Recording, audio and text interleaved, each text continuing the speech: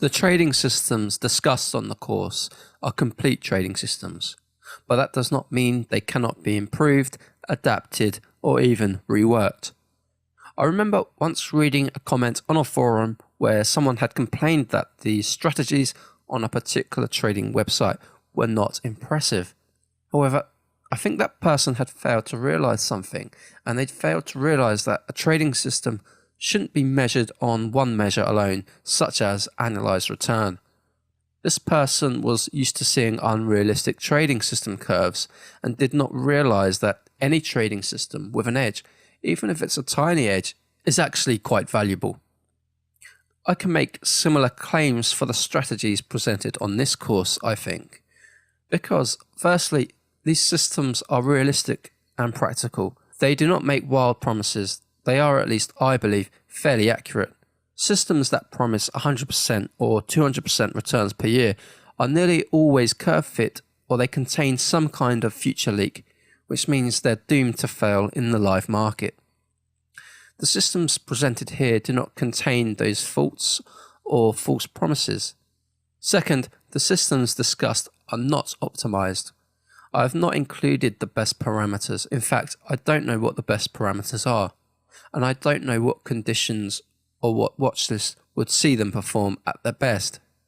Improvements and adaptations can be implemented by you to improve on these ideas, and you're welcome to do so. And in the next lecture, I'm also going to explore some more ways that these trading systems can be improved for live trading. Third, and most importantly, these systems do not need to be used independently. Diversified trading systems can be combined together to greatly improve overall win rate and smooth returns. In fact, this could perhaps be the holy grail of system trading. Diversification is the only free lunch we get, and combining strategies together is a powerful weapon. For example, let's say you have a long-only system. It will clearly do poorly in bear markets, so including a short-selling strategy, even if that strategy barely breaks even, can actually help smooth drawdowns and generate superior overall returns. These are much easier psychologically to handle. Many system traders know this, which is why they will trade portfolios of different systems together. So let's look at a specific example by combining two different systems together, System A and System B. The table below shows some stats from running each system individually over 15 years of historical stock data. On its own, you can see that System A, which is a long-only system, gives an annualized return of 6.8% with a maximum drawdown of 40%. This gives it a CAR/MDD of 0.17. And this ratio is a great metric to look at because it really shows the trade-off between risk and return. It basically shows the smoothness of an equity curve. Meanwhile, System B, which is a short-only system, gives an annualized return of around 4.1% with a maximum drawdown of 24%, also giving it a CAR/MDD of 0.17. Now, watch what happens when we combine these two strategies together.